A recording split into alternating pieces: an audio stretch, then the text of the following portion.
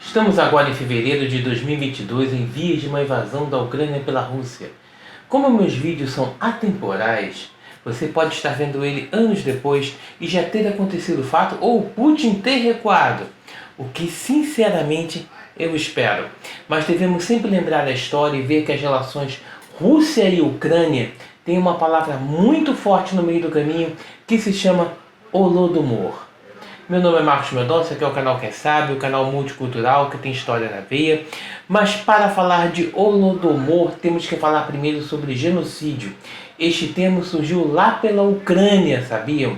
Em 9 de dezembro de 1948, a Assembleia Geral da ONU adotou a Convenção sobre Genocídio. A Ucrânia Soviética assinou o documento em 1949 e em 1954 ratificou.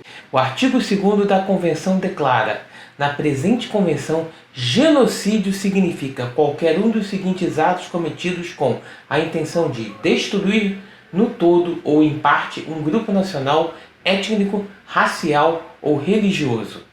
Raphael Lemkin, autor da palavra genocídio e iniciador da Convenção do Genocídio, chamou a destruição da nação ucraniana de um exemplo clássico do genocídio.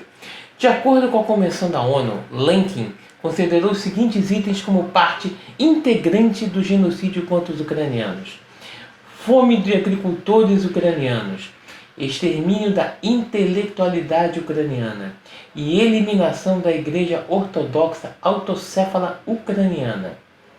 O primeiro ato legal na Ucrânia que qualificou o crime como genocídio foi a Lei sobre o Holodomor de 1932-1933 na Ucrânia, aprovada pelo Parlamento em 28 de novembro de 2006.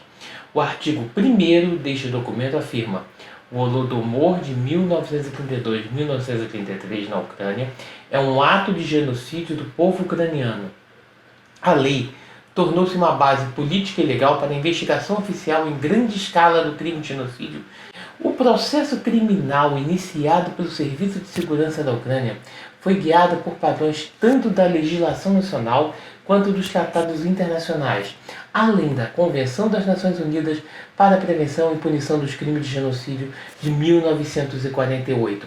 Os advogados usaram atos jurídicos internacionais como a Convenção Europeia sobre a Proteção dos Direitos Humanos e Liberdades Fundamentais, datada de 4 de novembro de 1950, Pacto Internacional Civil e Direitos Políticos, datado de 1966, e a Convenção das Nações Unidas sobre a não aplicabilidade das limitações estatutárias aos crimes de guerra e crimes contra a humanidade, datada de 26 de novembro de 1968. Durante a investigação foi comprovada a intenção das autoridades da União Soviética de destruir a nação ucraniana, o que é uma prioridade para o reconhecimento do caráter genocida do crime. A conclusão sobre a existência da intenção de cometer genocídio e a consciência disso pode ser feita com os fatos e circunstâncias relevantes. Essa intenção não tem que ser claramente expressa em documentos ou expressa em discursos públicos. Pode-se argumentar com base nos fatos e circunstâncias do crime.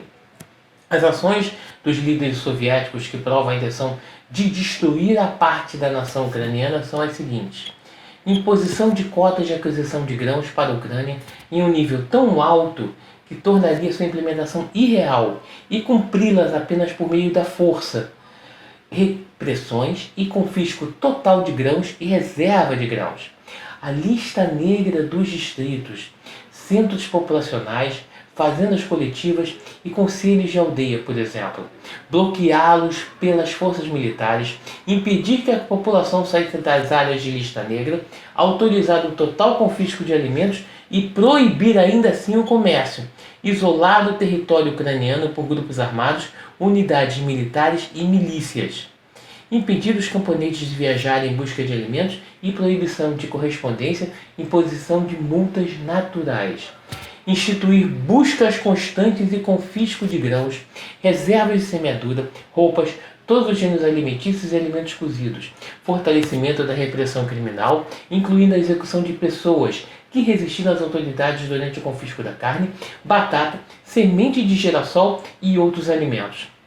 Foi cometido pela apreensão violenta de todos os alimentos de agricultores ucranianos e privação do acesso a esses alimentos por condições de vida artificialmente criadas que levaram à destruição física da parte da base nacional ucraniana.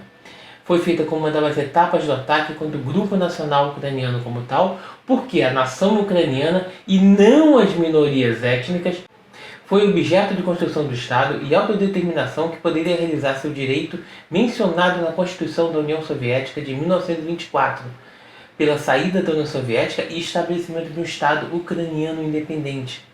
Foi organizado pela liderança do regime comunista soviético, papel importante e ativo no crime julgou 7 pessoas.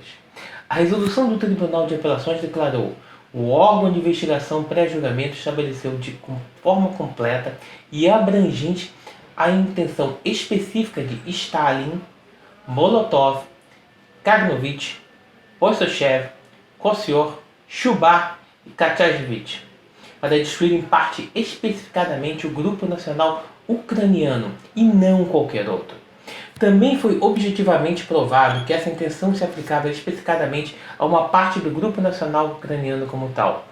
Cometer genocídio na Ucrânia em 1932 e 1933 é confirmado por 3.456 documentos do governo e do Partido Comunista, incluindo os assinados por Stalin, 3.186 livros de registro de óbitos de 1932 e 1933, confirmando a perda massiva de população devido à fome artificial, 1.730 depoimentos de testemunhas e vítimas de atos criminosos do regime totalitário, 857 valas comuns onde as vítimas dos genocídios foram enterradas, 735 assentamentos, fazendas coletivas, conselhos de aldeia e regiões da Ucrânia, onde as autoridades introduziram um regime de quadros negros, 400 documentos encontrados e classificados do Arquivo de Estado, confirmando que as autoridades organizaram a fome artificial, documentos de arquivo de missões diplomáticas de países estrangeiros, documento de arquivo que testemunham a migração em massa de russos étnicos na Ucrânia, fotografias que fixaram os eventos trágicos do Holodomor.